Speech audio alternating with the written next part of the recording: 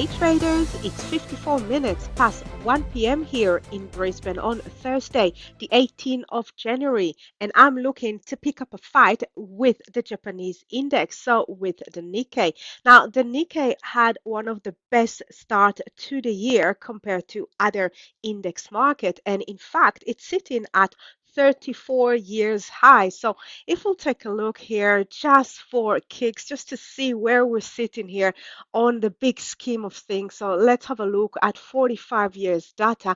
We can see we're coming pretty close to the high just as the market start collapsing when the bubble has exploded and the beginning of the lost decade in Japan. So let's go back into the daily, and the level that I'm interested in is in and around this 34,000. We can see we had a couple of touches in and around that area in the past. It's not a precise level.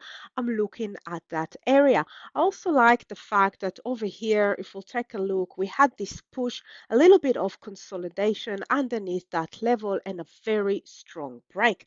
If we'll take the Fibonacci retracement of this latest move, so from this low to the high, we can see that we also have the 61.8% retracement clustering very nicely with this area. It's also a nice round number, so a couple of elements in and around this area.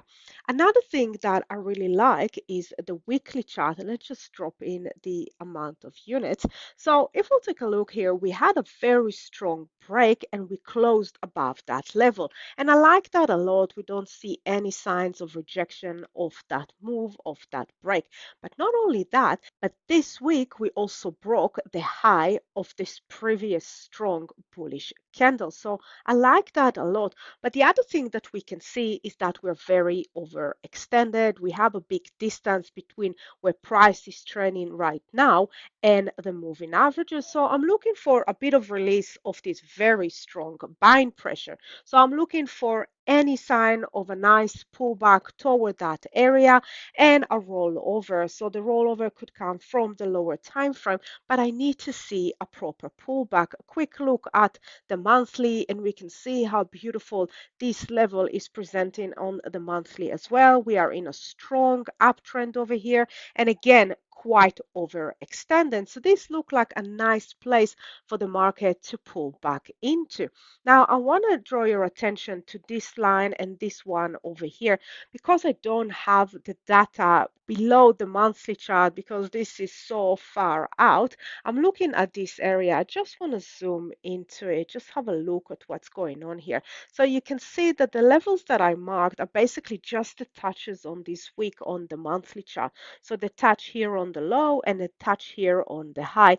I mark them because they could be important, but I don't have a lot of information into what is going on here. So I like the area. I like the move that we've got here right now on the monthly chart. I just need to see a bit of a pullback, a bit of that release of this buying pressure. So coming back into the daily, I am looking for my offense line to be in and around that 34,000.